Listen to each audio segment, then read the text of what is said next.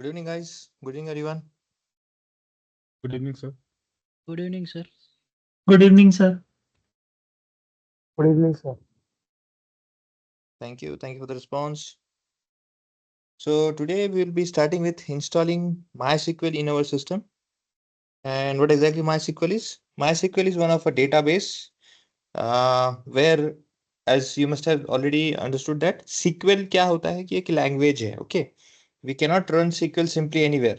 कहीं भी हम रन नहीं कर सकते. उसके लिए क्या होना चाहिए? डेटाबेस होना चाहिए हमारे पास में, और वो डेटाबेस में ही वर्क करता है. Okay, so for that we need to first install और download and install one of database, और वो है हमारा MySQL.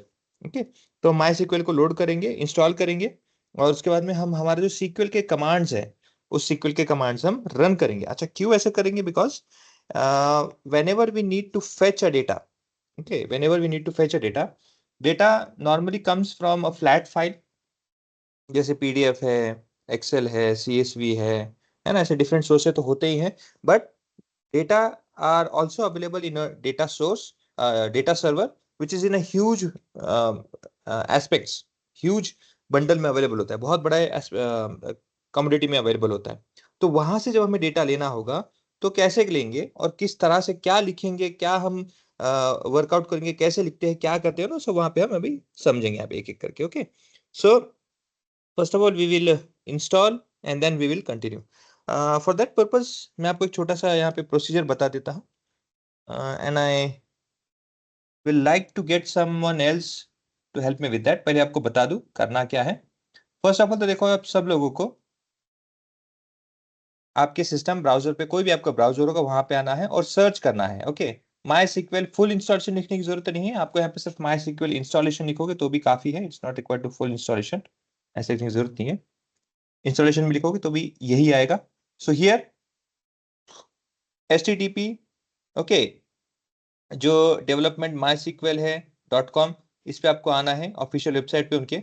यहाँ पे there are also other options. Okay, there are also other options, ऐसा नहीं कि नहीं यही है. For instance, for example, let's say कि मैं यहाँ पे क्लिक करता हूँ तो ये कैसे दिखता है देखो. It directly comes over here and you have this MySQL community download where you have MySQL installer which is 8.0.42. अभी वाला जो वर्जन है उसका ये अवेलेबिलिटी है. And in there you have two options, this one and this one. Now what difference do they have? This one is a web community, means you need always internet connection for getting over here to work over here. It requires a constant internet connection. So we are not going to work over here. We are going to use this, the next one, which is having a more space capacity, or let's say which is having more space required for your system for this work. Okay, and it is offline. You don't have to work exclusively for on internet service. Okay, so Windows, this is into 32-bit. So this is what we are going to install in our system. So for that you need to download it first. Okay, now other way going around, जैसे for example आपके पास में ये option नहीं है directly, तो क्या होगा, आपको कुछ इस तरह से आएगा. देखो, ओके, कुछ इस तरह से आपको आएगा. MySQL डाउनलोड में अगर आप ऑफिशियल इस पे जाते हो, इस तरह से अगर आप जाते हो ऑफिशियल पे, ये MySQL पे, तो यहाँ से आपको जाना है डाउनलोड्स पे. यहाँ पे जाना आपको MySQL के ऑफिशियल वेबसाइट से, वहां पे जाना है डाउनलोड्स में. इस पे क्लिक कर दो डाउनलोड्स पे. देखो, डाउनलोड से आप नीचे आओगे, नीचे नीचे स्क्रॉल करते जाना है. ये मैसेज है, नीचे नीचे करते जाओगे तो देखो आपको ऑप्शन आएगा लास्ट में एक MySQL community download. Okay, MySQL community download, इस पे क्लिक करना है. क्लिक करने के बाद में आपको नेक्स्ट पेज में लेके आते हैं, जहां पे आपको इतने सारे आपके पास डाउनलोड के ऑप्शन है कि बहुत सारे अलग अलग ऑप्शन है जो आप डाउनलोड करने वाले हो. बट हमें separately shell, router, then work bench, connectors, ये सेपरेट सेपरेट नहीं करते बैठना है. हमें ये कम्युनिटी सर्वर, ये सेपरेट सेपरेट नहीं करना है. हमें क्या करना है, ये सब एक साथ चाहिए. तो हम क्या करते हैं, यहाँ पे MySQL installer for Windows. Okay, directly यहाँ पे आएंगे तो यहाँ पे क्लिक कर दो. क्लिक करते देखो आपको एक और पेज पे लेके जाएगा, वो सेम पेज जो मैंने आपको फर्स्ट टाइम दिखाया था, यहीं पे आप लिखा है. देखो, जनरल MySQL कम्युनिटी डाउनलोड्स में जनरल अवेलेबिलिटी जी अवेलेबल है, ये है. ओके, और उसमें जो वर्जन है सेम वर्जन है 8.0.42. सेम वेब वाला नहीं करना है, हमें करना है ये वाला नेक्स्ट वाला, जिसका स्पेस ज्यादा है, जिसका कैपेसिटी यहाँ पे ज्यादा दिख रहा है स्पेस पे, वो ज्यादा हमको वो लेना है. उसको डाउनलोड करना है. डाउनलोड करने के बाद में लेट्स से कि कुछ 15-20 minute, depends on how net speed is you are having over there for the download. Then उसके बेसिस में क्या है, आपके डाउनलोड्स में आप देखोगे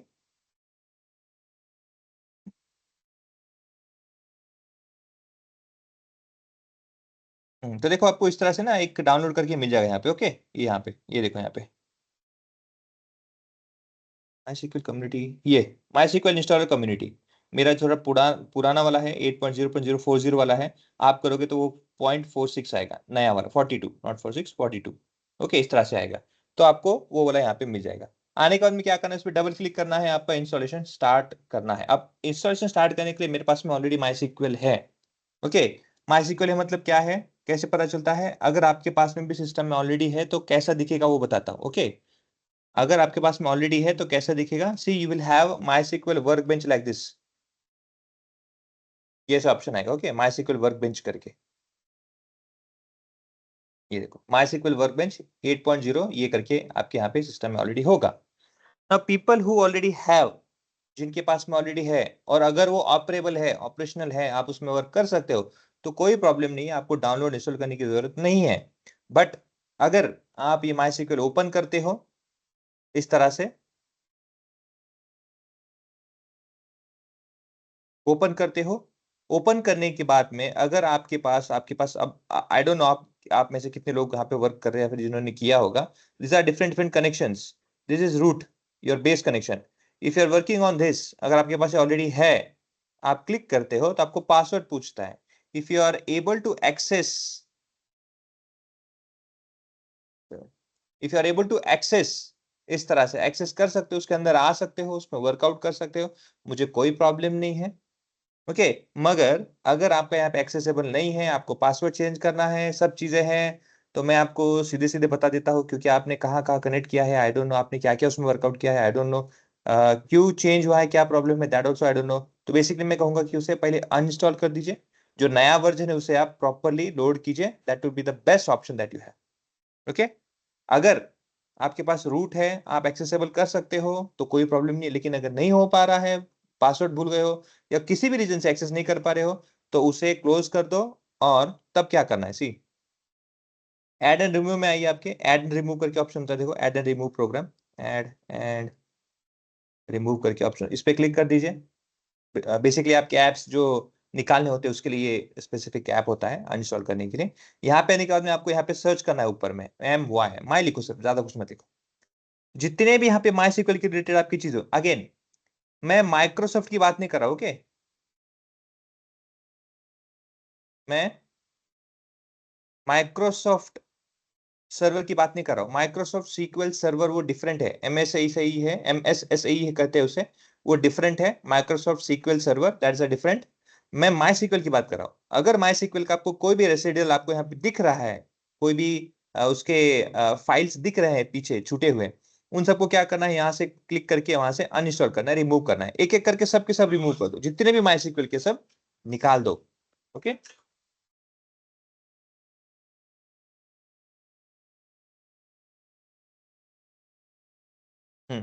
तो उसे आपको निकालना है।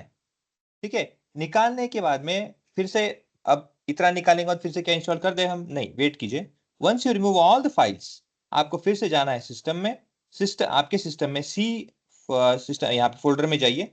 यहाँ पे आपको क्या करना है, देखो सी यू हैव 3, अब यहाँ पे एक ही दिख रहा है, दो ही दिख रहे हैं, मैं आपको तीसरा भी दिखाता हूँ। शो में जाता हूँ, देखो कहाँ कहाँ में, व्यू में गया, व्यू के अंदर में शो में हिडन फाइल्स, तो हिडन फाइल जो है दिखा रहा हूँ। तो जितने भी प्रोग्राम फाइल्स है, प्रोग्राम फाइल्स में देखोगे यहाँ पे MySQL दिखेगा आपको, है कि यहाँ पे MySQL, मेरे इसमें यहाँ पे मेरे ख्याल से टाइप कर देते हैं, हाँ MySQL है, इसको डिलीट करना है। फिर प्रोग्राम फाइल एक्स में जाइए, यहाँ पे MySQL होगा, इसको डिलीट करना है। फिर प्रोग्राम डेटा में जाना है, यहाँ पे MySQL होगा, इसको भी डिलीट करना है। ऐसे सब डिलीट करने file. Once you have done with that, तब जाके कहाँ जाना है आपको? सिस्टम पे जाना है, रिस्टार्ट करना है फिर से, और रिस्टार्ट करने के बाद में इंस्टॉल करना है। Is everything clear? किसी को अभी भी कुछ क्वेरी है?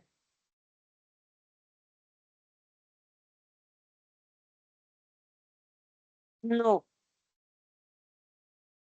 ओके, तो जो मैंने अभी तक बताया है, प्रोबेबली जिनके पास में ऑलरेडी है उनको क्या क्या करना है समझ में आया होगा। फिर भी अगर कोई करते हुए किसी को डिफिकल्टी आती तो बताओ, अब मुझे क्या चाहिए बताता हूँ। अब मुझे किसी का सिस्टम चाहिए जो शेयर कर सके, और शेयर करते समय वो प्लीज वो पर्सन शेयर करे जिसका नेट अच्छा है, स्पीड अच्छा है, डाउनलोडिंग भी अच्छा है, इंस्टॉलेशन भी अच्छा है, ताकि सबको उसका हेल्प हो। ओके, बिकॉज मेरे सिस्टम में ऑलरेडी है, तो वो मैं दिखा के उस फायदा नहीं हो पाएगा, इंस्टॉलेशन प्रोसेस नहीं कर पाऊंगा मैं। So anyone who is willing to share his or her screen.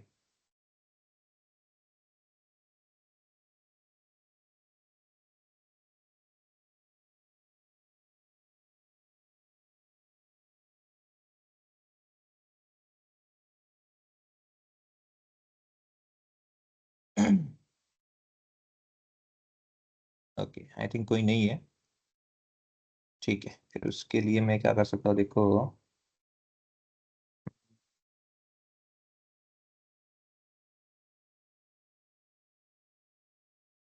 Download profile तो आपको मैं दे देता हूँ एक बार। डाउनलोड कैसे करना है, मैंने उसका पीडीएफ तो शेयर कर दिया है।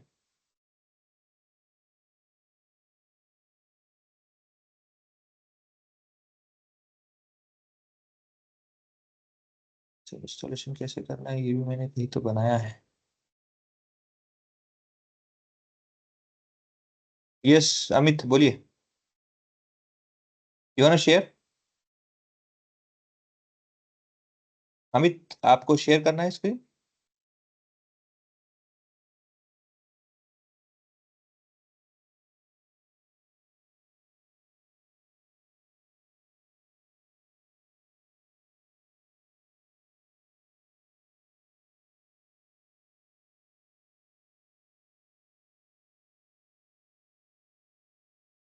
ठीक है, आई गेस आप बोल नहीं पा रहे हो। No issue.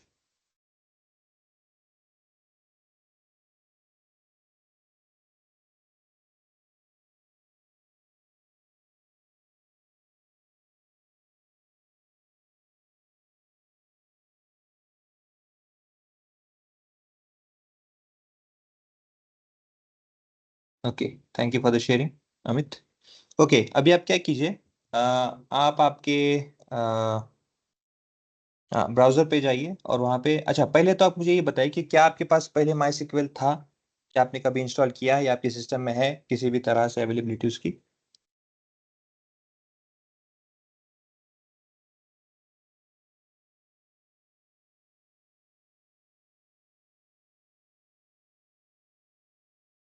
Amit, do you have MySQL in your system already, or you are going to install it for the first time?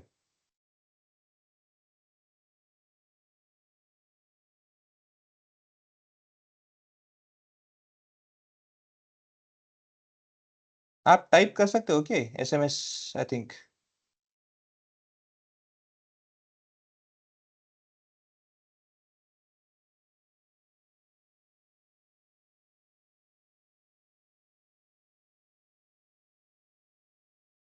First time, okay ठीक है। सो ब्राउजर पे जाइए आपके, वहां पे माई सिक्वल इंस्टॉलेशन टाइप कीजिए।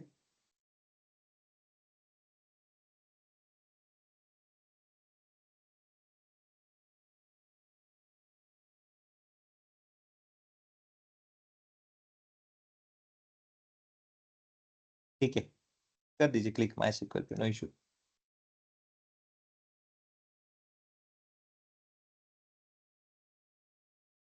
ओके, डाउनलोड्स पे click कर दीजिए। या नीचे आ जाइए स्क्रॉल करते हुए। यस, वहां पे MySQL community GPL download है, देखो उसे सेलेक्ट कर लीजिए। I hope people are watching and people are recording और following. Okay, make sure any have recorded तो है, आप बाद में देख सकते हो। Okay, in this you have, yes, click on there, MySQL installer for Windows, correct?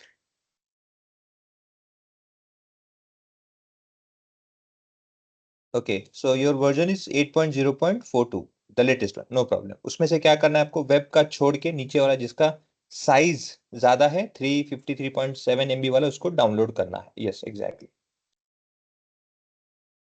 और यहाँ पे आपको लॉगिन करने के लिए, साइन अप करने के लिए पूछता है, कोई रिक्वायरमेंट नहीं है, इट्स नॉट रिक्वायर्ड। नीचे देखो ऑप्शन है no thanks, just start for download, उस पर क्लिक कर दो तो आपको अननेसेसरी साइन अप लॉगिन करने की जरूरत नहीं पड़ेगा। ओके, ठीक है, कर दीजिए।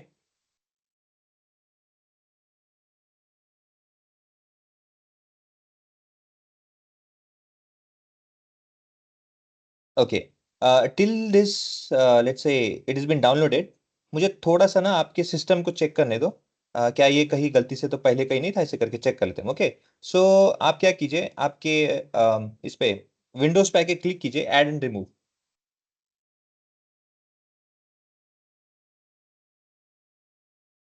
विंडोज पे आके आपके ऐड एंड रिमूव सेटिंग्स में, अच्छा मेरे ख्याल से सिर्फ आपने आई थिंक एक विंडो एंटायर स्क्रीन नहीं किया है प्रोबेबली, सिर्फ विंडो किया होगा, स्क्रीन नहीं किया होगा।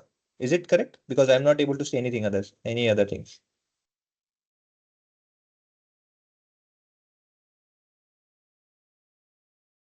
या जब शेयर करोगे तो देखो वहां पे ऑप्शन होता है स्क्रीन करके, तो वो स्क्रीन करो, विंडो मत करो सिर्फ। Okay,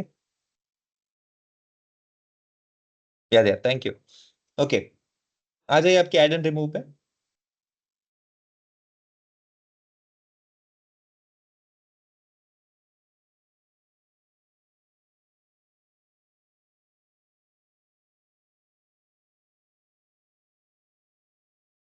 add and remove, okay ठीक है। ये जो देखो यहाँ पे ऐप एक्सक्लूजन अलियासेस जो भी दिए ना, वहाँ पे एक सर्च का डायलॉग बॉक्स है, वहाँ पे माय लिख दो सिर्फ, या वहाँ पे, या that would be enough. Okay, देखो इनके सिस्टम में कहीं पे भी माई SQL का कोई भी प्रेजेंस नहीं है। ओके, मेक श्योर कि आपके सिस्टम में भी ऐसा हो।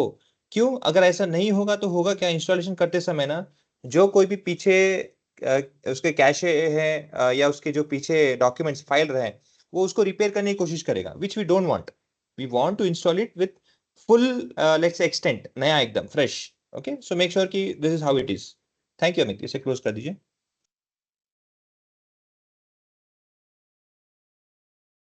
Will wait for the download. तब तक के लिए आप सब लोग भी एक बार चेक कर लो, आपके व्हाट्सएप पे मैंने एक दो PDF भेजा है, एक है डाउनलोड कैसे करना है, दूसरा आपको माई SQL के बारे में जो इन्फॉर्मेशन मुझे देना है, मैंने आपको वो फाइल भी भेजा है। ओके, उसे साइड बाय साइड आप हम अभी आगे बढ़ते बढ़ते रीड करते हुए आगे जाएंगे, जहाँ पे माई SQL और क्वेरी ये चीजें हैं क्या, इनके बारे में हम पूरा एक समझेंगे कि एग्जैक्टली व्हाट, तो यहाँ पे कैसे उसको वर्कआउट करते हैं। थ्योरी पार्ट है, ज्यादा कुछ नहीं है, but it will be helpful for our logics.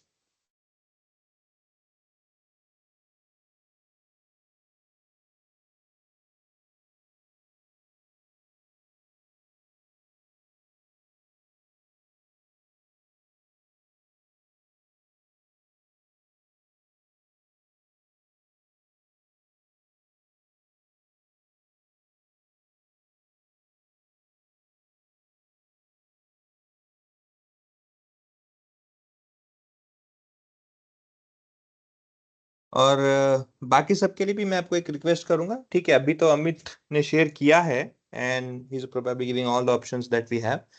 और जैसे उनका माइक नहीं है ओपन, ओके ठीक है, बट मॉक के समय में, मॉक जब आप दोगे, जब आप इंटरव्यू में होगे, तो मेक श्योर कि इस तरह के किसी भी चीज को आप आपके इंटरव्यू के लिए रीजन मत दीजिएगा। Okay, do not make any reasons which are such like this कि भाई मेरा माइक ऑन नहीं है, मेरा कैमरा नहीं चल रहा है।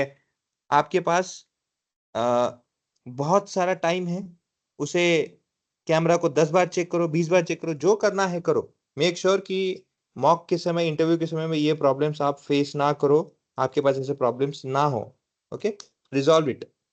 आवाज का होगा आवाज का कीजिए, माइक का, कैमरा का होगा कैमरा का कीजिए। और दूसरा, अमित ने चलो डेयर करके दिया है शेयर किया, I don't know how why other people have not given, there could be an number of reasons, but जो भी है अमित ने दिया है शेयर करके, बाकी लोगों को शेयर करना, इंटरेक्ट करना, बढ़ाना होगा अपने आप को। Okay, this will not work. Sir ये मॉक का सब कब होगा? पावर BI होने के बाद में SQL पावर प्रोजेक्ट BI आपको, और हाँ, माई SQL, पाइथन सर। पाइथन, फिर पावर BI, आपको प्रोजेक्ट साथ में दिया जाएगा, प्रोजेक्ट कंप्लीट करना है, फर्स्ट प्रोजेक्ट कंप्लीट होते ही आपका मॉक स्टार्ट हो जाएगा। Okay.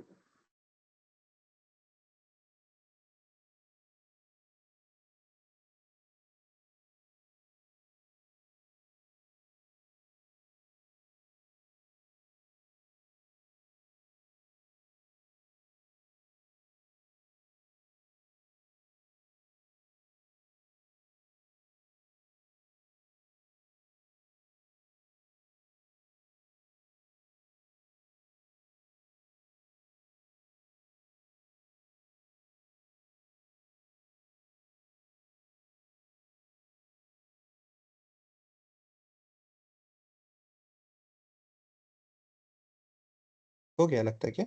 I think okay okay, ठीक है ठीक है, थैंक यू। अब एक काम कीजिए, जो डाउनलोड हो चुका है तो अभी इंस्टॉलेशन के लिए आ जाइए।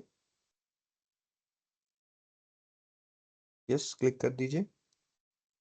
अच्छा, मैं आपको ये सब चीज़ें क्यों बता रहा हूँ, because it is very important. Download करते समय बहुत बार मैंने से देखा है कि प्रॉपर डाउनलोड नहीं होने की वजह से बहुत बार हम हमारे डेटाबेस को एक्सेस नहीं कर पाते हैं, उसमें से हम डेटा को एक्सट्रैक्ट नहीं कर पाते हैं, ऐसे बहुत सारे एन नंबर ऑफ प्रॉब्लम्स होते हैं।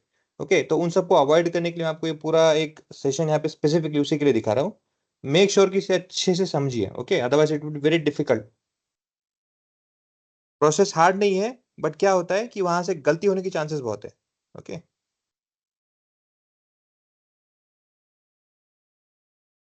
अच्छा, आपको विंडो पे देखो एक ऑप्शन आया होगा, अमित, यस पूछ रहा होगा, सिस्टम पूछ रहा होगा यस करना है नहीं करना है, सो मेक श्योर यस कर दीजिए उसे। वो तब तक आगे नहीं बढ़ेगा। हाँ, या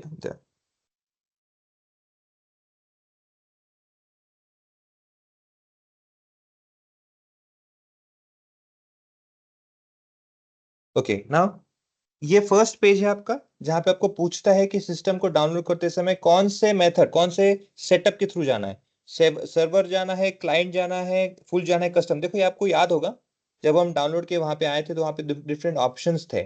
सिर्फ सर्वर चाहिए, राउटर चाहिए, शेल चाहिए ना, ये सब ऑप्शन यहाँ पे होते। अभी हमें क्या करना है, since we are downloading for the first time and we want all the access and all the facilities, so हम क्या करेंगे, फुल पे क्लिक करेंगे। सो गो फॉर फुल और नेक्स्ट कर दीजिए। या अमित, ये जो नीचे देखो ये लिख के आ रहा है ना ब्लू कलर का, जिसमें देखो स्टॉप शेयरिंग करके, उसके बाद जो मैं हाइड है वो क्लिक कर दीजिएंगे। या दे, थैंक यू। हाँ, अभी देखो यहाँ पे आपको पूछ रहा है कि क्या करना है। So these are the let's say tools with in our my sequel. These are all which are going to be installed in our system products. Okay, so server है, वर्कबेंच है, शेल है, राउटर है, documentation, sample. Yes, we want this. Execute कर दीजिए इसे। And again, we will have to wait for some couple of times, so we'll wait for that.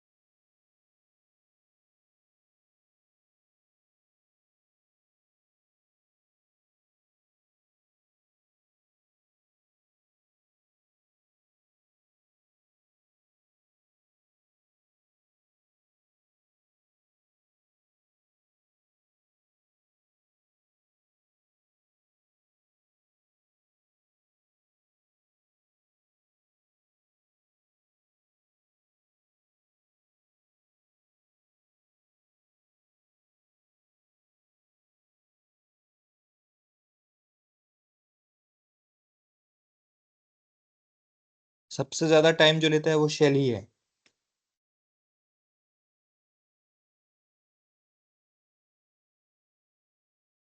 Shell basically जैसे आपका ID होता है पाइथन में, जहाँ पे आप कोड लिखते हैं, वैसे ये भी होता है। आपको स्पेसिफिकली उसके वो लिखते समय आपको माइस्क्ल के अंदर जाना नहीं पड़ता है, you can simply write outside. Okay, but since we are not working on that, तो आपको शेल के अलावा हम वर्क बेंच पे कैसे वर्कआउट करना है वो दिखाएंगे।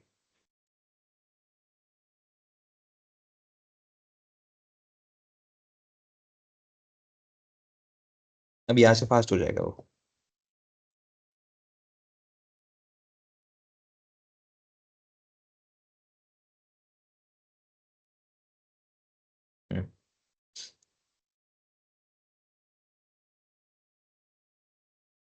नेक्स्ट कर दीजिए।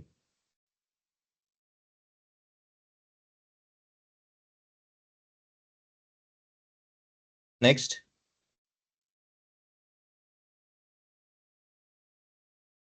ओके, यहाँ पे थोड़ा ऑब्जर्व कीजिएगा जो मैं चीजें बताना चाहता हूँ ना। नॉर्मली देखो यहाँ पे जो कॉन्फ़िगरेशन टाइप है, डेवलपमेंट कंप्यूटर क्यों रखा है, क्योंकि हमारा सिस्टम जो है it will be acting as a let's say experiment कर रहे हैं ना, तो हमको डेवलप करना है। यहाँ पे डेवलपमेंट मतलब हमको चीजों को क्रिएट करना है, बनाना है, यही पे हम सब करने वाले हैं। So it is for development computer. Okay, दूसरा, डेवलपमेंट या डेवलपमेंट।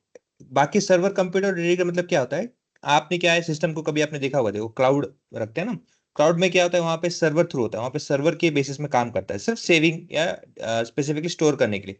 वो हमारा काम नहीं, हमारा क्या है, हम यहाँ पे यूज करने वाले for our work. Okay, memory use नहीं करने वाला, हम यहाँ पे सब कुछ करने वाले, so we are using development computer. Okay, दूसरा, नीचे जो ऑप्शन है देखो आपके पास में, जो ये 3306 करके ऑप्शन, नहीं नहीं ये नहीं, वहां पे नहीं, उसके नीचे लिखा है 3306 करके आपका पोर्ट नंबर है।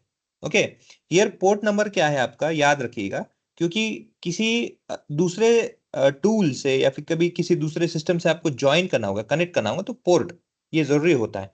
तो आपका पोर्ट नंबर क्या है, 3306। नाउ एक बार में ये पोर्ट एक ही किसी सॉफ्टवेयर से किसी टूल के साथ में कनेक्ट हो सकता है 3306, अगर कंज्यूम कर रहे हो तो फिर क्या होगा, आपको पोर्ट चेंज करना पड़ता है, बट बाय डिफॉल्ट क्या होता है, इट इज 3306।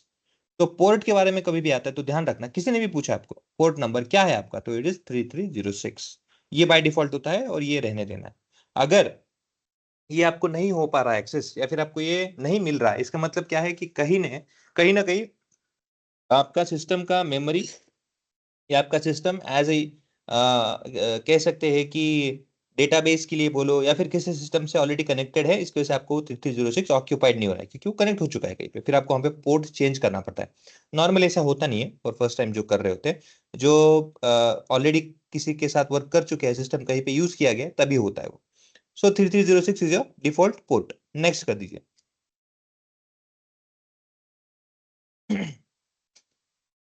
ओके, यहाँ पे क्या बताया देखो सिर्फ ऊपर में, use strong password encryption for authentication, इतना ही रिकमेंडेड है। यस, नेक्स्ट कर दो, बाय डिफॉल्ट है, हम उसी को एक्सेप्ट कर रहे हैं। यहाँ पे आपको पासवर्ड क्रिएट करना है, एंड मेक श्योर कि ये पासवर्ड किसी को भी ना शेयर कीजिए। इसे कंसिडर ऐसे कीजिएगा कि आपके ये पिन का नंबर है। क्यों, ये सिस्टम का आपके पासवर्ड है, आपको अगर आपने किसी को दे दिया, कुछ कर दिया, तो क्या होगा, सिस्टम अगर वेब से कनेक्ट रहेगा, या अगर कहीं आप वेब पे चले जाओगे, तो वो डेटा के थ्रू कुछ भी आपका इंफॉर्मेशन एक्सट्रैक्ट कर सकता है। So we will never give this details. Okay, तो दिखेगा, आप अगर टाइप भी करोगे तो दिखेगा नहीं वो, फॉर डोंट वरी, रिकॉर्डिंग में नहीं आएगा वो कहीं पे भी कितना पासवर्ड क्या है। So you can create over here, and again you need to repeat that password for the confirmation. Okay, अब कैसे पासवर्ड बनाओगे, नॉर्मली जैसे हम बनाते हैं, आपका नाम, कोई स्पेशल कैरेक्टर, नंबर्स मिक्स करके रखो, सिंपल लिखो, कोई प्रॉब्लम नहीं है।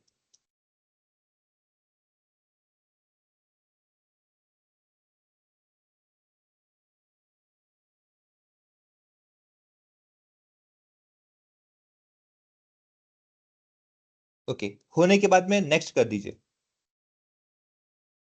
बाकी यहाँ पे कुछ मत कीजिए, वहां पे हम कर सकते हैं, वहां पे हम एक नया यूजर भी क्रिएट कर सकते हैं, बट अभी उतनी कॉम्प्लेक्सिटी में मत जाइए।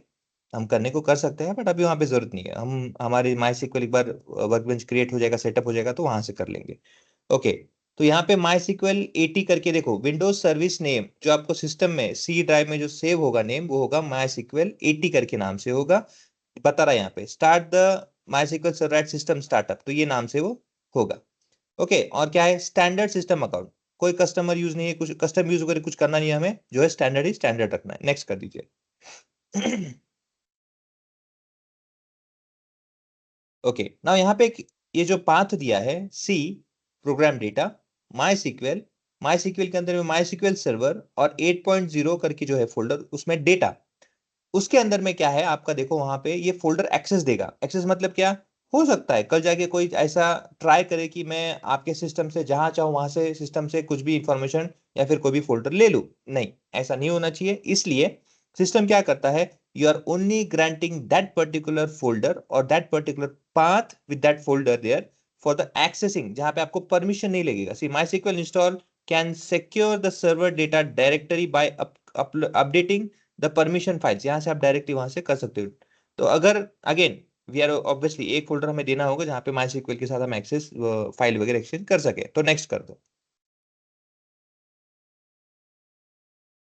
Execute.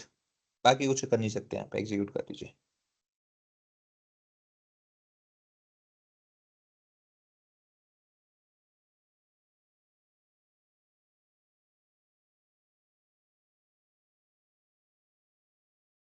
Finish, next,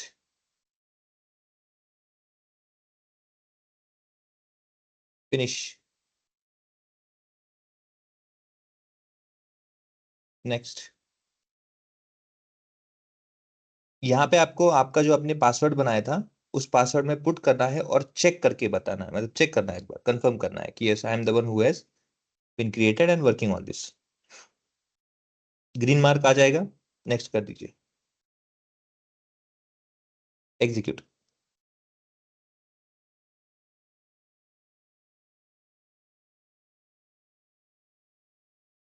finish, next, finish. Wait कीजिए 2 मिनट के लिए, एक आपका वर्कबेंच चालू होगा अभी। Yes, this is where your workbench will get executed, और से वो ओपन हो जाएगा। Okay, now I will take my screen back and from here I will show you. Okay, this is where we have started, है ना, ये वाला जो है। Thank you Amit. Okay, thank you for the presentation.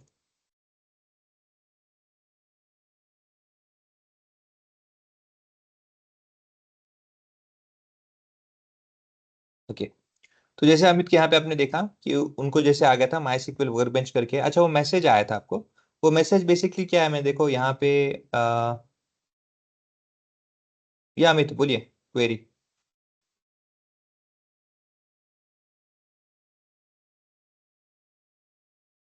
Yes Amit, आपका हाथ ऊपर है, क्वेरी कुछ?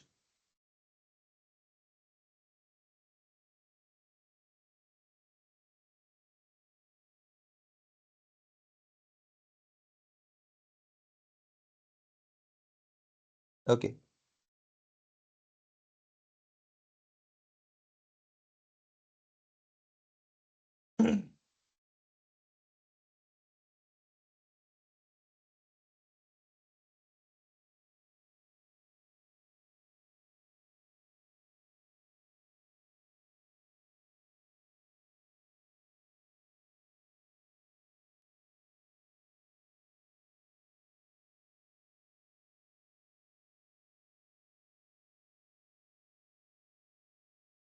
हाँ, तो ये रूट वाला सबको, जब भी आप first time my workbench open करोगे तो आपको ये वाला इंस्टेंस जो है, इंस्टेंस ये हमेशा आपको मिलेगा, ये वाला रूट वाला।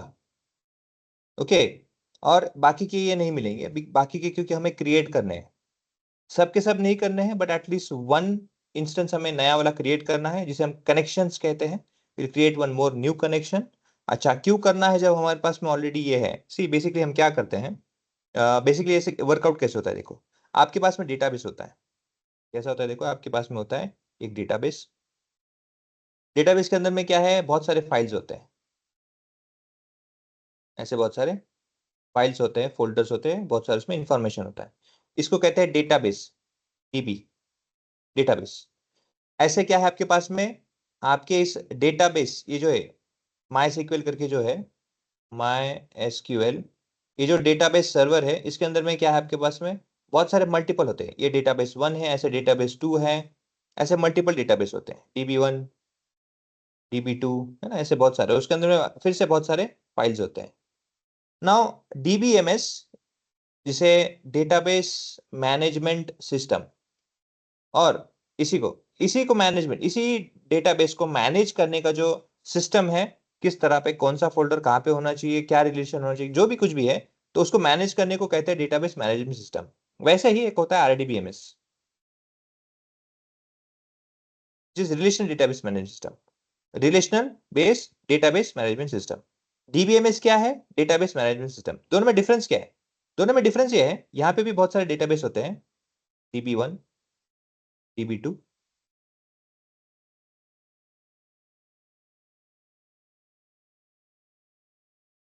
In RDBMS, you will have only structured data, which is following by tabular format and defined data type, defined data। ये क्या होता है DBMS? It is unstructured।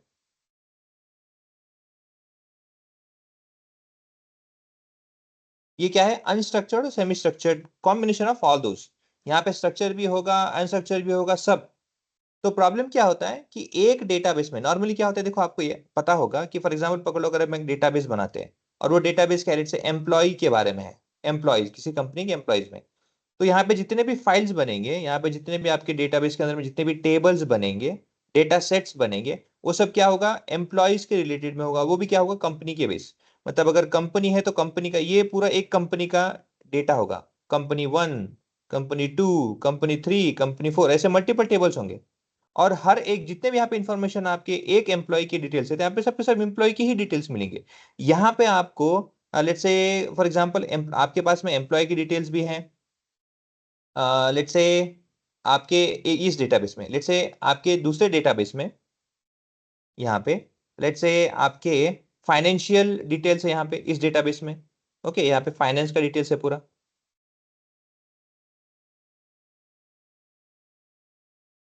Okay, then उसके बाद में DB2 है, DB3 है, जिसमें कि क्या है कि भाई आपके लेट्स से जितने भी लॉजिस्टिक डिटेल्स है। मतलब क्या है कि यहाँ पे आप अलग अलग डेटाबेस बना सकते हो, और उस डेटाबेस के अंदर में आप जो भी डेटा सेट बनाओगे, वो उस डेटाबेस के नाम से, फिर उस डेटाबेस के अंदर में जो लॉजिक है जो भी आपने बनाया, कि अगर मुझे एम्प्लॉय का डेटाबेस बनाना है तो उसमें सब एम्प्लॉय की इंफॉर्मेशन होनी चाहिए। और वो भी अगर ये डेटाबेस किसी लेट्स से ए कंपनी का है, तो इसके अंदर में सिर्फ और सिर्फ ए कंपनी की इंफॉर्मेशन ही होनी चाहिए। या रैदर मैं कहूंगा कि अगर मुझे वहां पे एक टेबल बनाना है डेटाबेस के अंदर में, है ना, क्योंकि मैं एक कनेक्शन के अंदर में बहुत सारे डेटाबेस बना सकता हूँ, तो उसमें क्या होगा, मैं मल्टीपल टेबल्स बनाऊंगा, लेकिन सबके सब क्या होंगे, सिर्फ ए कंपनी के रिलेटेड होंगे। मैं दूसरा डेटाबेस बनाऊंगा जहां पे बी कंपनी का इंफॉर्मेशन होगा, बी कंपनी का, वहां पे सी कंपनी का होगा, डी, ऐसे हर एक डेटाबेस अलग कंपनी को मैं डेडिकेटेड बना दूंगा। उससे होगा क्या कि जो कुछ भी इंफॉर्मेशन इस डेटाबेस के अंदर में होगा, वो ए कंपनी की रिलेटेड में सब के सब होंगे। और वो भी कौन से होंगे, एम्प्लॉयज के रिलेटेड होंगे। मुझे अगर लगता है कि इनके सैलरी के साथ में कुछ चाहिए, या फिर मुझे फाइनेंस के रिलेटेड में चाहिए, तो मैं क्या करूंगा, एक डेटाबेस दूसरा बनाऊंगा, भले ही वही कंपनी का ही हो, भले ही वो एक कंपनी का है, लेकिन क्या होगा, उसमें मैं डेटाबेस सेपरेट बनाऊंगा, जिसमें कि सिर्फ और सिर्फ फाइनेंस के बारे में होंगे। वहां पे एम्प्लॉयज को और फाइनेंस को दोनों को मिक्स नहीं करूंगा मैं, सेपरेट। तो होता क्या है कि आपको अगर कभी लेट्स से एक टेबल है एम्प्लॉय के प्रोफेशनल इंफॉर्मेशन, एम्प्लॉय का प्रोफेशनल इंफॉर्मेशन, एम्प्लॉय 1 जिसमें प्रोफेशनल इंफॉर्मेशन है, और एम्प्लॉय 2 करके टेबल है जिसमें उसका पर्सनल डिटेल है। अब फॉर एग्जांपल पकड़ लो, यहाँ पे एम्प्लॉय आईडी है, एम्प्लॉय का आईडी, और उसका रोल क्या है, वो कितने बजे एंट्री होता है, आउट होता है, EI एंट्री आउट होता है, exit entry, and then let's say उसका बेसिकली रोल, सैलरी क्या है, ये सब इंफॉर्मेशन क्या है, कंपनी का है। अगर आपको कभी इस आईडी के बेसिस में, जो भी उसका आईडी है, उस आईडी के बेसिस में आपको ये पता करना है कि भाई उसका बर्थडे चलो मिल जाएगा यहाँ पे, लेट्स से कि उसका एड्रेस कहाँ है, वो कहाँ रहता है, तो आपने क्या किया, उसका पर्सनल आईडी के लिए दूसरा टेबल बनाया ना, वहाँ पे उसका एड्रेस क्या है, उसका गाड़ी नंबर क्या है, बाकी की इंफॉर्मेशन के लिए आपने एक दूसरा टेबल बनाया। तो आप दोनों को ज्वाइन कर सकते हो, और ज्वाइन करके एक ही टेबल के बेसिस में वहां से इंफॉर्मेशन स्टार्ट कर सकते हो। तो एक डेटाबेस में जब आप मल्टीपल टेबल क्रिएट करते हो, और अगर उन सब में से मुझे कुछ चीजें एक्सट्रैक्ट करनी है, तो आपको सिर्फ ज्वाइन करना है, वहां पे दोनों को ज्वाइन करना है based on one common factor, और आप वहां से एक्सट्रैक्ट कर सकते हो। इसीलिए क्या कहते हैं कि जब हम डेटाबेस एक बनाते हैं, तो उस डेटाबेस के अंदर में रिलेटेड जितने भी रिलेशनल डेटाबेस मैनेजमेंट सिस्टम, जो उसका नाम है, every detail or let's say every table or every information which is within this database will have relation with each other। एक टेबल के दूसरे टेबल, दूसरे टेबल का तीसरा टेबल, सब एक दूसरे के साथ में क्या होंगे, किसी ना किसी तरीके से रिलेटेड होंगे, और वो लॉजिकल भी है। इसीलिए इसको क्या कहते हैं, रिलेशनल डेटाबेस मैनेजमेंट सिस्टम। कि मुझे इस डेटाबेस में कौन से फाइल रखने चाहिए, उस टेबल के अंदर में मुझे कौन से इंफॉर्मेशन गैदर करने हैं, क्या मुझे एक बड़ा डेटा सेट पे वर्कआउट करना है, या मुझे उसे ऐसे डिफरेंट डिफरेंट डेटाबेस छोटे छोटे फाइल्स में ब्रेक करना है। ये सब चीजें यहाँ पे रिलेशनल डेटाबेस मैनेजमेंट में होता है। Whereas when you talk about database management system, or let's say database, सिर्फ database, no RDBMS, only DBS, उसमें क्या होता है, एक फ्लैट फाइल होगा, कहीं कहीं पे आपका वीडियो होगा, कहीं पे फोटो होंगे, कहीं पे सेमी डेटा होगा, सेमी स्ट्रक्चर डेटा, कहीं पे कुछ और। मतलब ये डेटा सेट के अंदर में कोई कनेक्शन नहीं है आरडीबीएमएस का, रिलेशनशिप डेटाबेस मैनेजमेंट का कोई लेना देना नहीं है। वहां पे स्ट्रक्चर डेटा ही होगा, ऐसा कुछ लेना देना नहीं है। बेसिकली डेटाबेस क्या है, आपको जो चाहे फाइल जैसा चाहिए वैसा रखो, नो प्रॉब्लम। उसको कहते हैं DBMS, database management system. Whereas In RDBMS, it is always tabular and always in a defined data type, which is structured data. Is it clear, guys? Yes, sir. Yes, sir. Okay. Now with respect to that, अच्छा बीच में किसी ने कुछ query हाथ raise किया था, but I skip that because मैं explain कर रहा था. बताइए क्या क्वेरी था वो?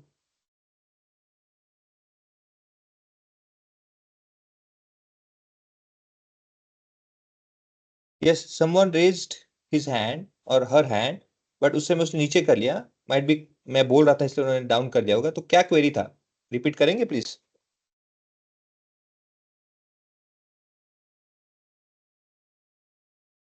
ओके, ठीक है.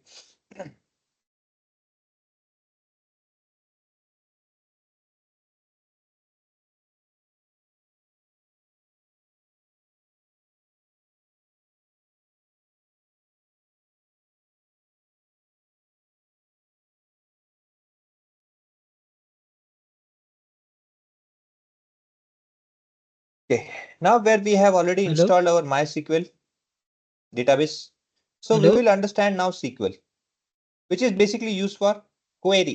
Query मतलब क्या? आपके प्रश्न, आपके जो पूछताछ करने हैं, जो आपके प्रॉब्लम्स इश्यूज है, उसको कहते हैं query.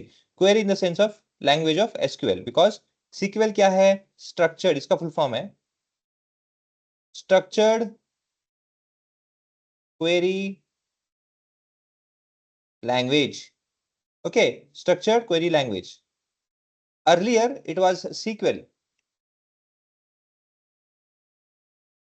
Okay, structured English query like language ऐसे करके पहले था, बट बाद में क्या हो गया, उसे इस फॉर्म में कन्वर्ट करना पड़ा एसक्यूएल में. पहले ऐसा शॉर्ट फॉर्म था, फिर ये ऐसा हो गया. क्यों हुआ उसके पीछे भी स्टोरी है, वो पूछा नहीं जाता है, बट ठीक है. नहीं आओ, इट वाज अ स्टोरी की भाई ये जो सीक्वल है ये ऑलरेडी किसी ने पेटेंट रजिस्टर कर दिया था नाम, but since they have used this name and which was bit famous, तो इस सीक्वल को अगर हम कोई दूसरे नाम से अगर यूज करते तो that might given negative impact, है ना. तो उन्होंने क्या किया कि भाई इसी को थोड़ा अल्टर कर दिया और एसक्यूएल करके दे दिया, बट बिकॉज इट सीम्स और let's say it's spell same only, so उन्होंने वही कंटिन्यू किया. तो सीक्वल क्या है? स्ट्रक्चर्ड क्वेरी लैंग्वेज है, जहां पे आप कुछ क्वेरी आपके एक पर्टिकुलर मेथड में, जैसे कि फॉर एग्जांपल है SELECT, select star from table semicolon. Now ये जो लिखने का तरीका है, it's a syntax for let's say extracting information from the table, a whole information, all detail from a particular table. एक डेटाबेस में फॉर एग्जांपल पकड़ लो कि अभी ये टेबल है ना, लेट्स से मैं टेबल 1 करता हूं, इसे नाम उसका. लेट्स से आपके पास में एक ये ऐसे डेटाबेस है. इस डेटाबेस में क्या है? ये डेटाबेस का सिंबल है. इस डेटाबेस में लेट्स से फॉर एग्जांपल बहुत सारे आपके डेटाबेसेस है ऐसे सर्वर पे. ओके, ऐसे बहुत सारे क्या आपके सर्वर पे ऐसे बहुत सारे डेटाबेसेस है ऐसे. उसके अंदर में क्या है? देखो, एक पर्टिकुलर आपका एक टेबल है. आपने क्या किया? उसमें से एक टेबल को एक्सट्रैक्ट करना है. ऐसे फॉर एग्जांपल ये है एक टेबल, ऐसे मल्टीपल टेबल है इसमें. तो आपने क्या किया? ऐसे एक मल्टीपल टेबल में से एक specific table 1. Okay, select star from table 1. तो आपने क्या किया? इस डेटाबेस से आपको स्पेसिफाई करना पड़ता है कौन सा डेटाबेस से मुझे एक्सट्रैक्ट करना है. आफ्टर दैट आपने क्या किया? Select star. Star here is nothing but all details, all info. Select all info from table 1. सो जो आपने सेलेक्टेड डेटाबेस सेलेक्ट किया है उसमें से क्या है? आपका जो टेबल 1 है, फॉर एग्जांपल चलो यहाँ पे टेबल 1 करके ये टेबल है, आपने इसमें से एक्सट्रैक्ट करना. तो इस डेटाबेस में से आपने टेबल 1 का जो एक्सट्रैक्ट किया है, उस टेबल के नाम, उस टेबल नाम में फॉर एग्जांपल पकड़ लो कि यार 1000 रिकॉर्ड्स इनटू 10 कॉलम है, तो 1000 रिकॉर्ड्स 1 से लेके 2 से ऐसे 1000 रिकॉर्ड्स है, वो सब आएंगे. और ABCD करके जितने भी आपके 10 कॉलम्स है, सबके सब आपको ऐसे टैबुलर फॉर्मेट पे दिखेंगे. सब information, everything will be there. ये है select star from table 1. Okay, अब ये कैसे वर्कआउट होता है, सिस्टम को कैसे पता चलता है जब मैं क्वेरी लिखूंगा? क्योंकि हम फॉलो करते हैं सिंटैक्स. अगर आप सिंटैक्स फॉलो करोगे तो क्वेरी से, इस क्वेरी से ये जाता है माइस्क्ल के क्वेरी इंजन में. कहा जाता है क्वेरी इंजन में. क्वेरी इंजन में चेक किया जाता है सिंटैक्स. ओके और कैसे प्रोसेस होता है मैं आपको बताता हूं। here so first is that query SQL query क्या है? It's an engine in a background। क्या करता है? This is an initial input provided by the user, जो मैंने लिखा था for example select star from table 1। Okay ये अच्छा डेलिमीटर है। ये डेलिमीटर क्यों यूज किया जाता है? ताकि जो मुझे क्वेरी लिखना था वो खत्म हो चुका है और इसके पहले इस डेलिमीटर के पहले जो मैंने कुछ लिखा है वो मेरा क्वेरी है। इस डेलिमीटर के पहले जो कुछ मैंने लिखा है वो मेरा क्वेरी है, ये बताता है। So this is an initial input from the user और application. It is written in a structured query language। This is a syntax। You have to write select first। You have to let's say यहाँ पे column name वगैरह होता है select के बाद में। Select के साथ में आपको जो चाहिए उनका नाम लिखना है। Star means simple let's say special character which is let's से specifically given or let's say dedicated for all the details, ऐसे लिखना है। then from ये एक आपका क्लॉज है। ओके सेलेक्ट ये सेलेक्ट कमांड है, उसमें से एक क्लॉज है फ्रॉम और टेबल का नाम। ऐसे आपको क्या है 3-4 चीजों को एक साथ लिखना पड़ता है। ये उनका सिंटैक्स है। And specifies what data need to be retrieved, जो आपने बताया मैंने आपको। इंसर्ट करना है, अपडेट करना है या डिलीट करना है, ये इतने सारी चीजें हम कर सकते हैं। हम डेटा को रिट्रीव कर सकते हैं, डेटा में इंसर्ट कर सकते हैं, कुछ चीजों को अपडेट कर सकते हैं या किसी को डिलीट भी कर सकते हैं फ्रॉम योर डेटाबेस। तो ये वहां पे यूज होता है। ओके तो ये वर्कआउट कैसे होता है? Since you have written this query, query language process क्या होता है? Parser plus optimizer. First step जो होता है लिखने के बाद में पहला जो प्रोसेस होता है, पार्सर क्या करता है? The query is first parsed. इसको सेपरेट करो, इसको सेपरेट करो, इसको सेपरेट करो, इसको सेपरेट करो। सेलेक्ट कमांड, क्योंकि जैसे सिंटैक्स है, सिंटैक्स के हिसाब से सेलेक्ट लिखा है क्या? हाँ लिखा है। स्टार या कॉलम नेम दिया है क्या? हाँ लिखा है। फ्रॉम बताया कि कहां से लेना है? हाँ बताया। टेबल का नाम वहां पे है क्या? यस है, ठीक है। तो ऐसे क्या करते हैं? पार्स किया। पार्स मतलब सेपरेट करना, parse. Okay to check for synthetical, ये चेक हो गया अगर सही है तो। Second, optimizer evaluates different possible ways. For example आपने फॉर एग्जाम्पल पकड़ लो कि एक पर्टिकुलर कॉलम है, एक टेबल में से पर्टिकुलर कॉलम को निकालना है। ओके और उसमें भी क्या लेट्स से आईडी नंबर है 5, उसका इंफॉर्मेशन आपको एक्सट्रैक्ट करना है लाइक दिस। अब पार्सर यहाँ पे ऑप्टिमाइजर क्या करता है? वो डिफरेंट डिफरेंट तरीके ढूंढता है कि डेटा को मुझे पहले क्या करना है, क्या कॉलम के ऊपर में आके चेक करना है फिर आईडी को कंफर्म करना है? नहीं नहीं नहीं, वो स्लो प्रोसेस हो रहा है। पहले मैं क्या करूंगा? आईडी ही फाइंड करूंगा और उसके हिसाब से पूरा उस आईडी के मैच होते ही मैं पूरा इंफॉर्मेशन दे दूंगा, और वो भी कौन सा? स्पेसिफिक इस कॉलम का। तो ये एक इंफॉर्मेशन ऐसे करके ऑप्टिमाइजर क्या करता है? डिफरेंट डिफरेंट पॉसिबल वेज को चेक करता है कि मैं जो जो भी रिक्वायरमेंट है, जो भी रिक्वायरमेंट कस्टमर ने क्लाइंट ने भेजा है, उसको बेस्ट वे में और ऑप्टिमाइज वे में कैसे मैं उसको रिप्रेजेंट कर सकता हूँ इन फास्टेस्ट वे। तो डिफरेंट डिफरेंट तरीके अल्टरनेट वेज को करके आपको देता है और वो आपको प्रेजेंट करता है। देन डीबीएमएस इंजन क्या करता है? फाइल्स। नेक्स्ट स्टेप अभी होने के बाद में नेक्स्ट स्टेप होता है file manager and transaction manager. File manager it interacts with the underlying file system. और अब आपके सिस्टम में आपने क्या कहा? It interact with underlying file system to read और राइट। आपने वहां पे क्या कहा है? रीड करने को कहा है, क्योंकि मैंने क्या कहा था? आप इंसर्ट भी कर सकते हो, डेटा को इंसर्ट भी कर सकते हो। मतलब क्या है? आप राइट कर रहे हो, आप उसमें कुछ चेंजेस है ना, एडिट करना, एंट्री करना चाहते हो। बट मुझे क्या करना है? सिर्फ रीड करना है। तो रीड करना चाहते हो या राइट करना चाहते हो, वो पहले कंफर्म करता है। देन ट्रांजैक्शन मैनेजर क्या करता है? Ensures acid. एसिड यहाँ पे कोई केमिस्ट्री का यहाँ पे एसिड नहीं है, HCl नहीं है। ओके यहाँ पे कोई ऐसा कुछ नहीं है, H2SO4 वगैरह नहीं है। यहाँ पे सिंपली क्या है?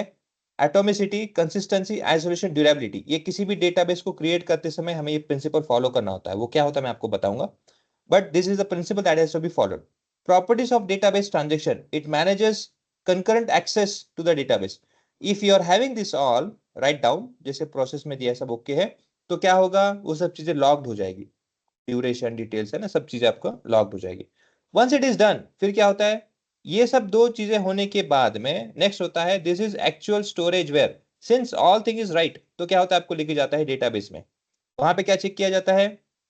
Is it let's say it could be जो भी आपका डेटाबेस हुआ, इट कुड बी एसएसडी, आपका डिस्क एसएसडी जहाँ कहीं भी हो, और स्टोरेज मीडियम जो कोई भी है, फिजिकल डेटाबेस जहाँ भी होता है वहां पे आपको लेके जाता है, वहां पे चेक कर दिया किया जाता है, एंड इंडेक्सेस है या कुछ भी है वो चेक किया जाता है। फिजिकल बेसिकली आपको क्या है अभी, फिजिकल डेटाबेस के ऊपर लेके गया है, वहां पे चेक करते हैं कि जो आपने टेबल का नाम दिया है, जो भी इंफॉर्मेशन दिया है, क्या वो सही में वहां पे टेबल है क्या, अगर है तो वहां पे आपको आउटपुट दे दो। इस तरह से जो आपने क्वेरी लिखा है,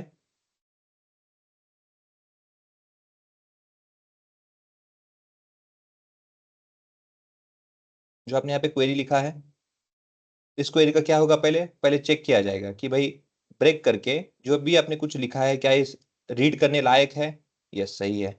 फिर क्या होगा, इसका बेस्ट मेथड कौन सा रहेगा, जहाँ पे पहले क्वेरी लैंग्वेज को प्रोसेस की जाएगी, इस लैंग्वेज को, और फिर देखा जाएगा कि हाँ भाई बेस्ट मेथड और पार्ट्स ओके है क्या, ठीक है। फिर नेक्स्ट डीबीएमएस, अब आपका आ जाओगे यहाँ पे फाइल मैनेजर के थ्रू ट्रांजेक्शन में देखोगे।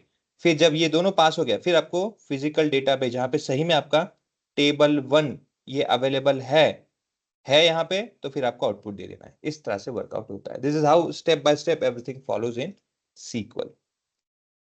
Okay, now there's small difference between this.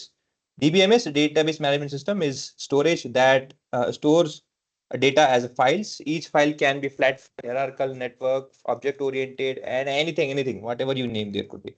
Data can be unstructured or semi structured, whereas in RDBMS stores data into tabular form, organized into rows, columns. Each table represents different entity, enforce relationship between tables through foreign keys. Data is highly structured. Is it clear, guys? Yes, sir. Yes, sir. Yes, sir. Now, what do you mean by ACID property? जब आप database बनाते हो तो database बनाने का कुछ तो logic होगा, तो डेटाबेस MySQL फॉलो करता है ये पर्टिकुलर प्रिंसिपल या ये पर्टिकुलर प्रॉपर्टी फॉलो करता है। क्या करता है?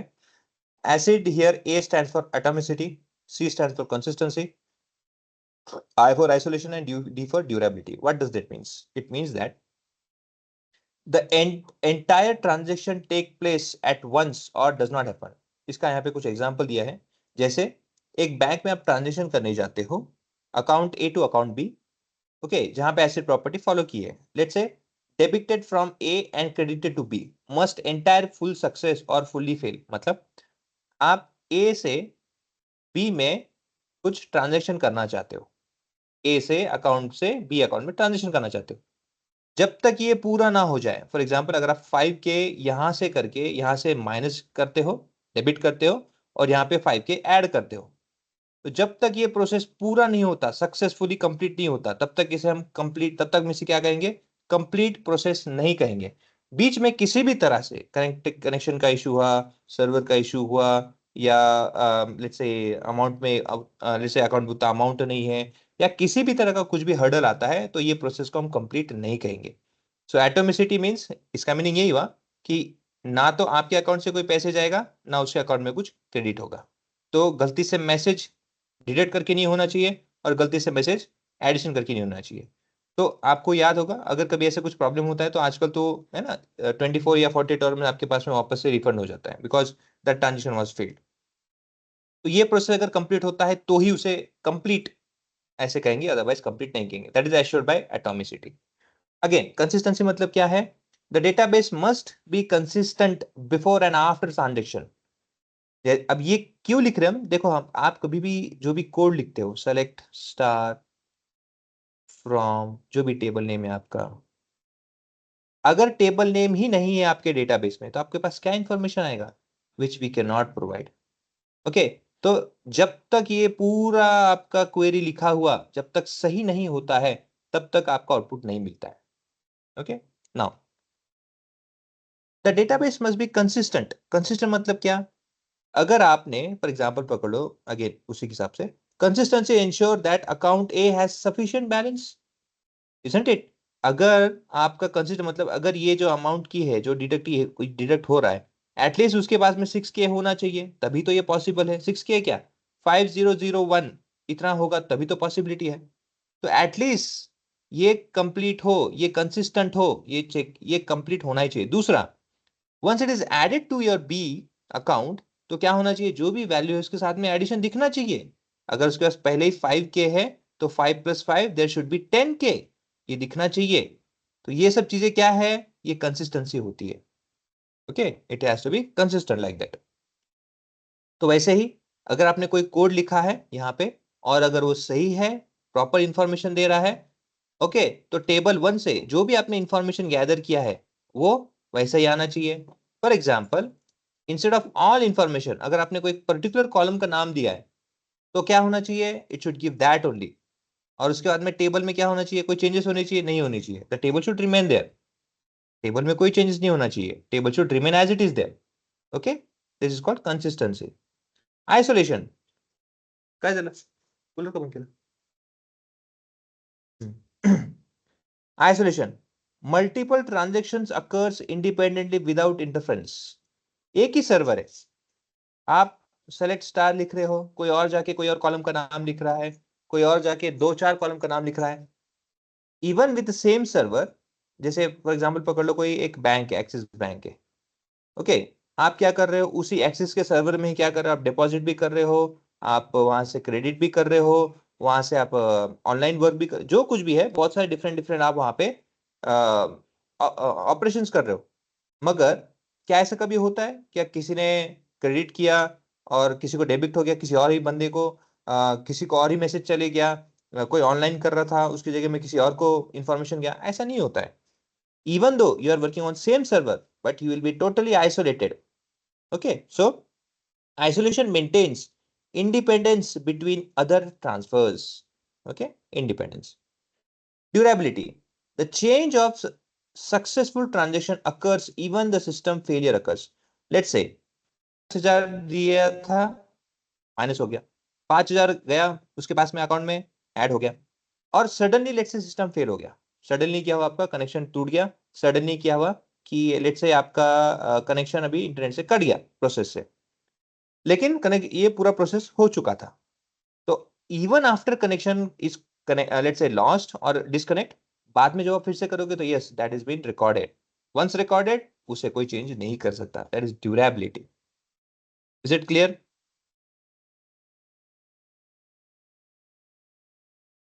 Yes, sir. This is a principle, an ACID principle or property which is always followed by RDBMS। एक डेटाबेस में ये प्रोसेस या ये प्रॉपर्टीज फॉलो की जाती है और इसे फॉलो करना पड़ता है।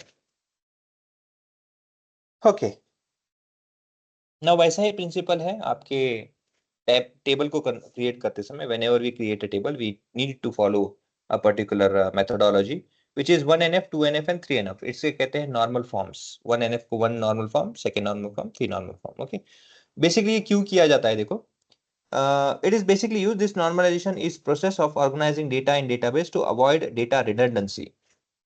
ओके, डेटा रिडंडेंसी है, इंसर्शन एनोमली से, मतलब बेसिकली जितने भी टाइप के एनोमली हो सकते हैं फिर प्रॉब्लम्स, तो उसको रिड्यूस करेंगे। अच्छा, ये है क्या एनोमली, मतलब क्या? See, when we talk about insertion anomaly, it simply says that insertion anomaly मतलब क्या है, when one can not insert a new tuple और let's say any new record into a relationship due to lack of data. मतलब for example पकड़ लो, मुझे एक नया रिकॉर्ड ऐड करना है टेबल में, एक नया रिकॉर्ड ऐड करना है टेबल में, बट मेरे पास यहाँ पे ना प्रॉपर इन्फॉर्मेशन नहीं है, ना इधर का नहीं है, यहाँ कहीं बीच का एक इन्फॉर्मेशन है, लेकिन ऐसे प्रॉपर इन्फॉर्मेशन नहीं है मेरे पास में। तो ऐसे केस में क्या होता है कि since I don't have a proper information so I am not able to insert the data over here. तो ये इंसर्शन एनोमली हो गया। क्यों? कुछ चीजें हैं लेकिन बहुत सारी चीजें हैं कि जो मेरे पास में नहीं है, दैट इज द प्रॉब्लम। दूसरा, deletion anomaly. The deletion anomaly refers to the situation where the deletion of a data results in unintended loss of some other important। जैसे आप जब पर्टिकुलर कोई एक, since you were not having in information, proper information, आप क्या करते हो, मैं क्या करता हूँ, ये यार इसका इन्फॉर्मेशन नहीं है मेरे पास में, ये जैसे फॉर एग्जांपल इसका एज नहीं है मेरे पास में, मैं क्या कर दूंगा, यार इसका निकाल देते हैं इस रिकॉर्ड को। आपने एज के रेफरेंस से बाकी रिकॉर्ड्स को भी निकाल दिया, तो क्या हुआ, not only as but all other information is also lost. Deletion anomaly. Updating anomaly. The update anomaly is when the update of a single data value requires multiple rows of data to be updated। मतलब एक data आपको update करना है किसी एक particular बंदे का, लेकिन क्या हुआ कि आपको उस एक चीज को अपडेट करने के लिए मल्टीपल कॉलम्स को अपडेट करना पड़ा। जैसे फॉर एग्जांपल पकड़ लो, बर्थ है, एज, किसी का एज निकालना है, करंट एज, आप क्या करोगे, ईयर, अभी का जो ईयर चल रहा है, और उसका बर्थ ईयर, ये निकालोगे। तो एज निकालने का है आपको, तो क्या करना पड़ेगा, इस बर्थ ईयर से इस ईयर को माइनस करना पड़ेगा, तो आपको आंसर आएगा। अगेन, और फॉर मुझे इसका रिवर्स जाना है तो क्या होगा, इसमें भी चेंजेस करो, इसमें भी चेंजेस करो, मतलब मल्टीपल एनोमलीज मुझे चेंज करना पड़ रहा है सिर्फ एक को मेंटेन करने के लिए। तो ऐसे केस में क्या है, it is an updation anomaly, where जहां पे चाहिए वहां पे डायरेक्टली मैं चेंज नहीं कर पा रहा हूं, मुझे इसकी वजह से मल्टीपल कॉलम्स में चेंजेस करने पड़ रहे हैं उसको। तो ऐसे प्रॉब्लम्स को हटाने के लिए या फिर ऐसे प्रॉब्लम्स ना हो हमारे सिस्टम में, हमको फॉलो करना पड़ता है नॉर्मल फॉर्म्स।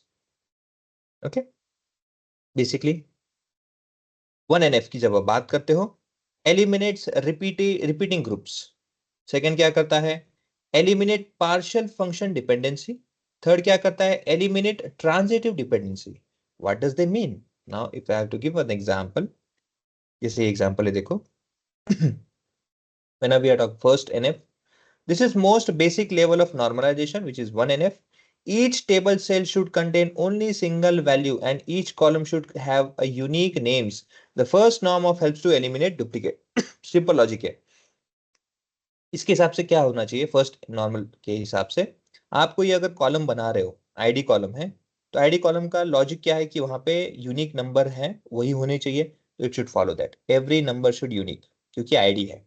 दूसरा, फॉर एग्जाम्पल पकड़ लो, एक आईडी है, आईडी 1 को आपने डिटेल दिया है, आईडी 1 का लेट से क्या है आपको, जैसे यहाँ पे मैं एग्जाम्पल देता हूँ, लेट से स्टूडेंट का नंबर है, लेट से ये आईडी 1 है। अब 1 नंबर का आपने कॉन्टैक्ट डिटेल्स जमा करने को कहा है, तो उसका नाम ठीक है। उसके बाद में क्या है, कॉन्टैक्ट नंबर क्या है, देखो उसने क्या किया, एक ही सेल के अंदर में, एक ही सेल के अंदर में उसके 2 मोबाइल नंबर डाल दिए, ऐसा नहीं होना चाहिए। In first norm, in one cell, in one particular cell, you cannot give multiple information, let's say multiple data यहाँ पे एक ही सेल के अंदर में पुट नहीं करना है। अगर है तो उसे ब्रेक करो और 2 डिफरेंट सेल में दो। और उसके लिए अगर आपको फिर से वही इंफॉर्मेशन, जैसे स्टूडेंट का यहाँ पे फिर से एक नया इंफॉर्मेशन क्रिएट करना पड़ रहा है, तो करो, कोई प्रॉब्लम नहीं है, बट एक सेल के अंदर में मल्टीपल एट्रीब्यूट्स नहीं होने चाहिए। Is it clear?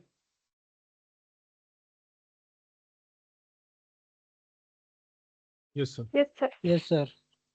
Okay, second norm क्या करता है, it says that first of all, second norm होने के लिए आपको फर्स्ट नॉर्म फॉलो करना ही पड़ेगा, वैसे थर्ड होने के लिए सेकेंड नॉर्म और फर्स्ट नॉर्म फॉलो करना ही पड़ेगा, दैट इज बाय डिफॉल्ट।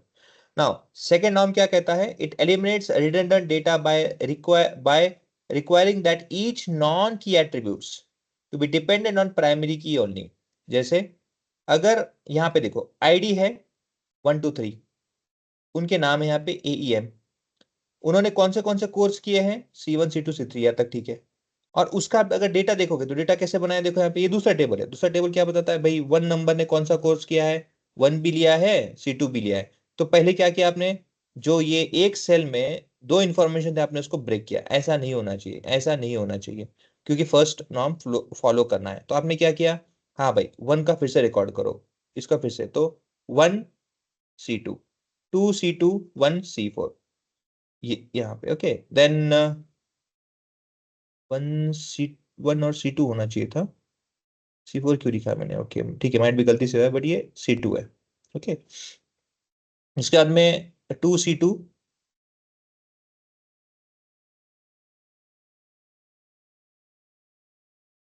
से रिलेशन नहीं है क्या इसका, C1 ठीक है, यहाँ पे C2 होना चाहिए, ये C3 होना चाहिए,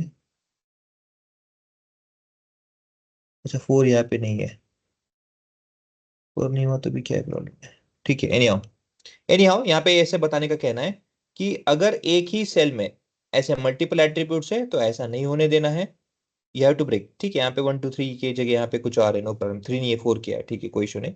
बट एनी हाउ यहाँ पे क्या है, उसका ब्रेक करके होना है और आपको हर एक सेल को अलग अलग ही लिखना है, ऐसे एक सेल में रखना है, ये पहले होना चाहिए first norm.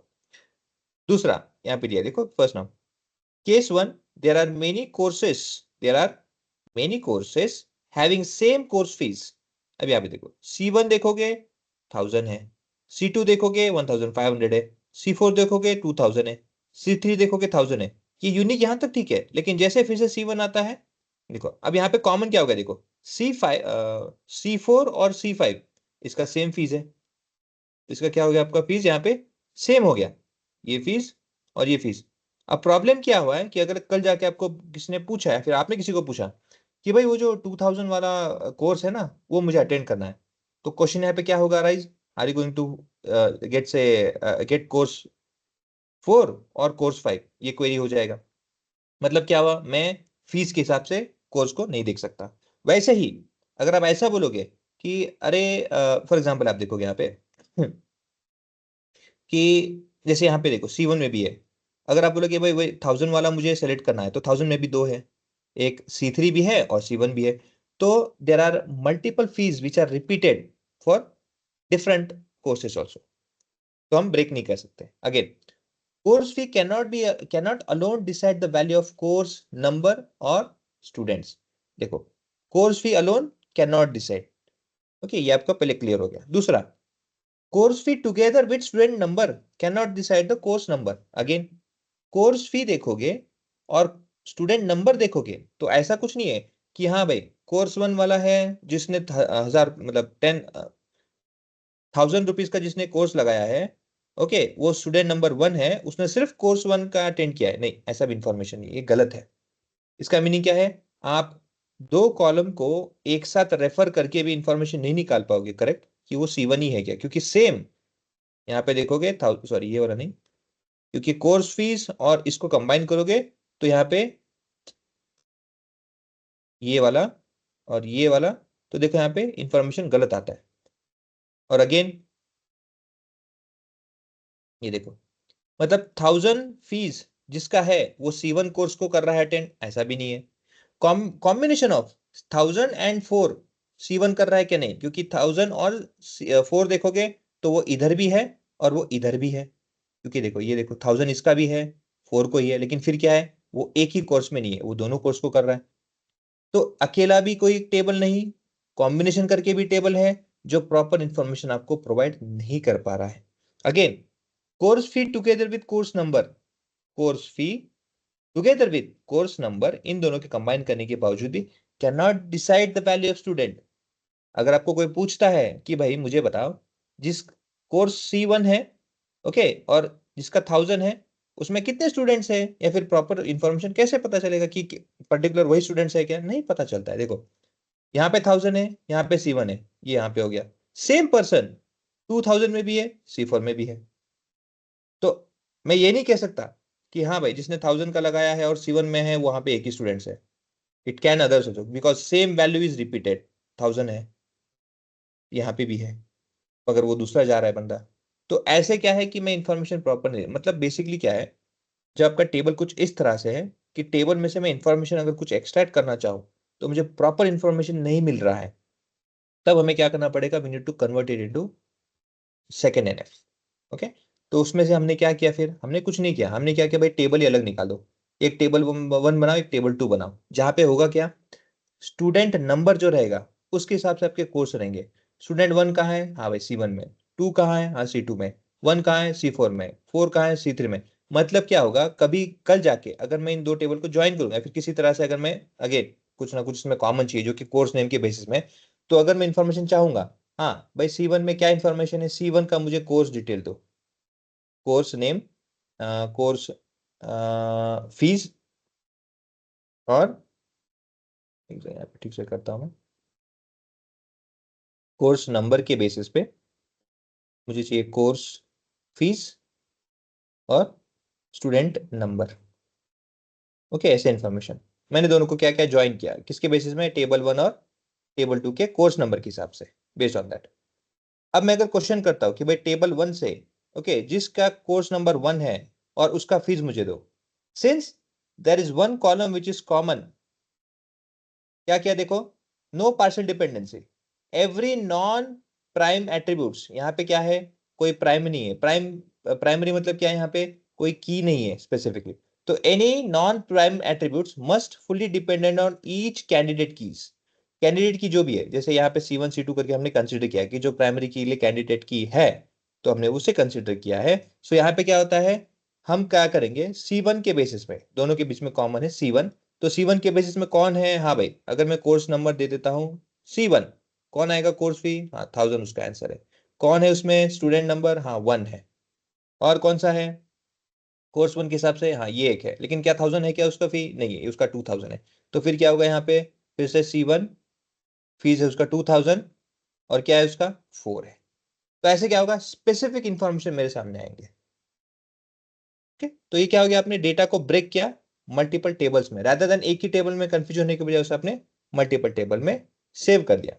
Now multiple table में सेव करने के बावजूद भी आपको हमेशा ये ध्यान रखना है, फिर किसी एक मल्टीपल टेबल में काम करते समय ये भी ध्यान रखना है, जो थर्ड ट्रांजिशन होता है नॉर्मल फॉर्म का, कि there should not be any transit dependency. Transit dependency मतलब क्या, एक कॉलम का दूसरे कॉलम के ऊपर, दूसरे कॉलम का तीसरे कॉलम के, तीसरे कॉलम का चौथे कॉलम के ऊपर, मतलब ऐसा इंफॉर्मेशन नहीं होना चाहिए।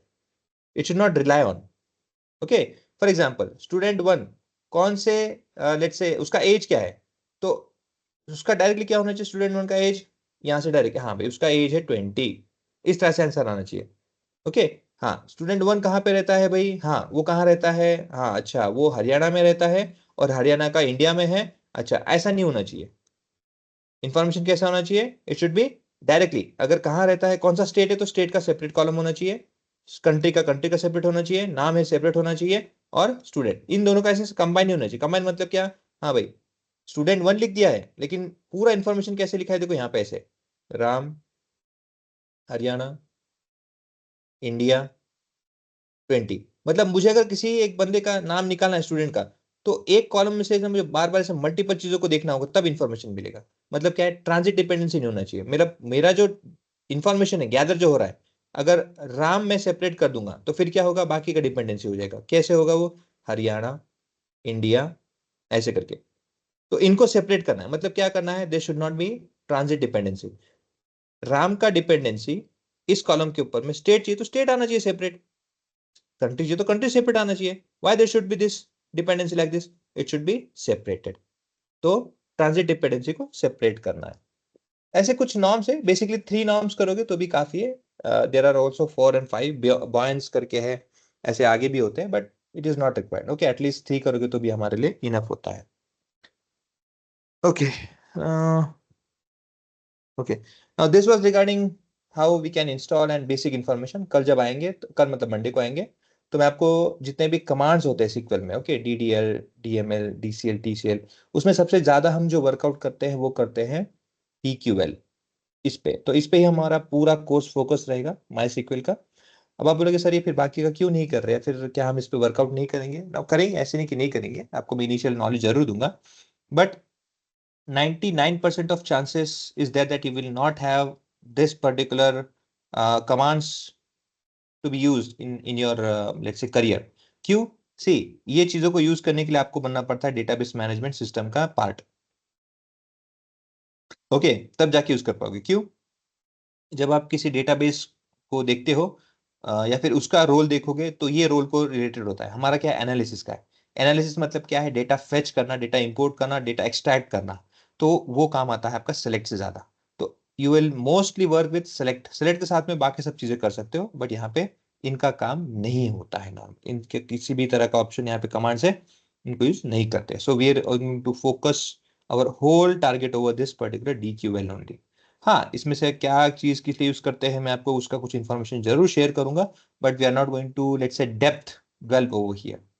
Okay, we'll be focusing on this select। Is it clear, guys? Yes, sir. Yes, Yes, sir. Okay, Yes, sir. so today I'll stop over here, again we'll meet on Monday। तब तक के लिए मैंने जो आपको एक्सेल का share किया था, मेक श्योर कि उसे अच्छे से प्रैक्टिस करके उसका मुझे डैशबोर्ड बना के दीजिए। Okay, thank you for the presence, thank you, good night. Hello Thank you, sir. बोलिए ना। सर, जैसे एसक्यूएल मेरे इसमें पहले इंस्टॉल था, हम्म, तो उसके डिफरेंट डिफरेंट पहले से कनेक्शन थे सब, वो सर पूरा का पूरा डिलीट करना पड़ेगा क्या? हाँ मैंने आपको बताया ना कि जितने भी है अगर आप एक्सेस कर पा रहे हो क्या, लेकिन हाँ, एक्सेस तो कर पा रहा है सर, मैंने फिर से रीइंस्टॉल भी किया है, लेकिन वही वो पुराना ही पासवर्ड ले रहा, मतलब नया पासवर्ड का मुझे ऑप्शन ही नहीं है। नहीं आप एक्सेस कर पा रहे हो क्या अंदर? हाँ, एक्सेस तो कर पा रहा हूँ सर, लेकिन अभी मैंने जैसा कि आपने बताया ना कि वो पूरा डिलीट कर दो, मतलब जो कनेक्शन थे वो किया, लेकिन वो जो पुराना पासवर्ड था ना वो वही ले रहा। नहीं, पुराना पासवर्ड लेने दो ना, हम्म। उसका कोई प्रॉब्लम नहीं है। लेकिन जैसे मैंने आपको बताया था कि ओपन करके क्या आपका डेटाबेस ओपन हो रहा है क्या? हाँ हाँ हो रहा है। हाँ, फिर कोई प्रॉब्लम नहीं है, लीव इट, नो इशू। ठीक ठीक है, ठीक। या thank you okay. Sir.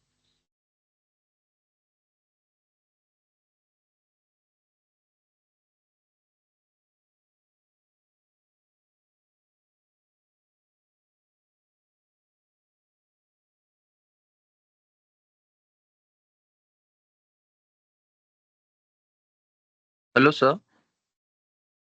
Yes yes, बोलिए। सर मैं पूछ रहा था, जैसे अभी आपने जो डाटा शीट शेयर करी है एक्सेल की, हम्म। अभी तक अपन उसमें क्या स्मॉल स्मॉल डाटा पे कर रहे थे तो वो थोड़ा सा इजी पड़ रहा था, बट अभी ये इतना सारा डेटा है तो आप क्या एक थोड़ा सा एग्जांपल, मतलब उसमें क्या क्या करना है वो नेक्स्ट क्लास क्वेरी, में बता। मैंने क्वेरी भेजा ना, उसमें क्वेरी करके देखो, एक शीट है। हाँ हाँ, उसमें बहुत सारे क्वेश्चंस थे, वो मैंने, हाँ बट वो क्या उसको एकदम से सॉल्व करना, क्योंकि वो एकदम बहुत सारा डेटा है ना, तो वो हाँ, डिफिकल्ट हो रहा है। एक्चुअली तो वही है। अभी देखो, बाकी छोटे मोटे तो मैंने आपको सब दिखाए हैं। अब वो छोटा करके फिर से दिखाऊंगा तो it will B same again. तो जो बड़ा है, देखो अगेन, आप जो लॉजिक लगा रहे हो उसको देखो कि एक्सपांड कैसे करके लगाएंगे। किसी कॉलम के बेसिस में, कॉलम के बेसिस में लगाना है। आई डोंट थिंक कि कुछ इतना बड़ा इशू है उसमें। ओके सर, मैं एक बार वापस ट्राई करता हूँ, अगर कुछ इशू आता है तो फिर कल आपसे कनेक्ट करता हूँ। कनेक्ट की, मेरे ख्याल से वही बोला, कनेक्ट की जरूरत ही नहीं पड़ेगी। क्योंकि देखो, आपको फॉर एग्जांपल मैं बताता हूँ, लेट्स से कि अगर आपको किसी कॉलम का एक एवरेज निकालना है, आपको जी। फॉर्मूला एवरेज का लगाना है, वो पूरे कॉलम पे लगाना है, और वो बड़ा हो या छोटा हो, आई डोंट थिंक इसमें कुछ इफेक्ट होना चाहिए। बट सर जैसे कोरिलेशन लगाना हुआ या कुछ भी करना हम्म। हुआ उसमें, तो तो कोरिलेशन भी तो पूरे टेबल में लगाओगे ना। Yes sir. तो क्या प्रॉब्लम है उसमें? सर बस वही, मतलब एक बार बस ऐसे ही पढ़ा था, मतलब मैंने क्वेश्चंस पढ़ के उसको करने की कोशिश करी थी, तो थोड़ा सा हम्म। बस ऐसा लग रहा था, मतलब कम समझ में आ रहा था। मैं वापस ट्राई करता हूँ। नहीं ठीक है, देखो ट्राई करो। और कुछ भी क्वेरी होता है तो क्या करो, स्क्रीनशॉट लेके, या कुछ भी है तो मुझे फॉरवर्ड करो, देखेंगे, no issue. Okay. Okay sir, thank या you. But try, first try. Okay sir.